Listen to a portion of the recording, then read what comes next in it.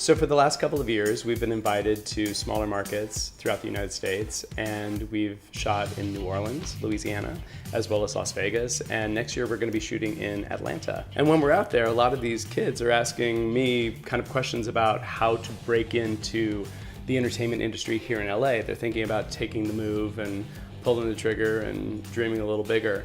And so we thought that we'd do a series of videos that will outline all of the steps you need to take in order to make it in the entertainment industry in Los Angeles. The very first thing you need is a headshot and a resume. The resume thing is pretty straightforward. You can do it yourself.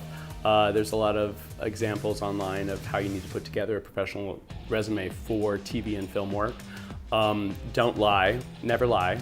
That's number one rule. You will be found out and it's embarrassing and you look pretty unprofessional, so don't lie. And the other thing that you absolutely need is a headshot. And that's where we come in, we take headshots. But frankly, you don't need to spend a lot of money on your first headshots. I'm not making these videos so that you'll come to me. If I am not your right choice, don't come to me. Come to somebody that you click with, somebody that is within your budget.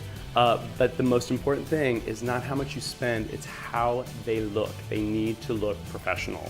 There are three things and three components that casting directors see when they're looking at a headshot. And obviously, the number one thing is how you look, what type of person you are. And if you're not sure about your look, start looking at film and television and see where you might fit in. Frankly, if you're a little overweight and you want to trim down before your headshots.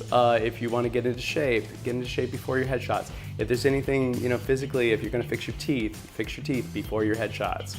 Another thing that a professional headshot will tell the casting director is what type of performer you are. If you're a serious actor, that should be reflected in your photos. If you're a commercial actor, that should be reflected in your photos. If you're a comedic actor, that should somehow be present in your photos. We should get a sense of your talents and your abilities in your photos. So again, you don't want to cheap out on this too much. A budget is fine. You can do this less expensively, but they need to be shot professionally, and someone who is a professional photographer is going to be able to pull this out of you.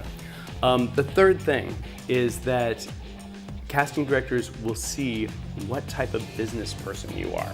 And if the quality of the photo isn't there, if the lighting isn't there, if your personality isn't shining through in your photos, if it's a mediocre headshot, as a casting director, if I look at that, I'm getting a sense that you're a mediocre business person. And you only get one chance to make that first impression. So you really want to be presenting yourself as someone who is already working, someone who is a professional, someone who can keep up with the other professionals that are also being cast in that TV and film program.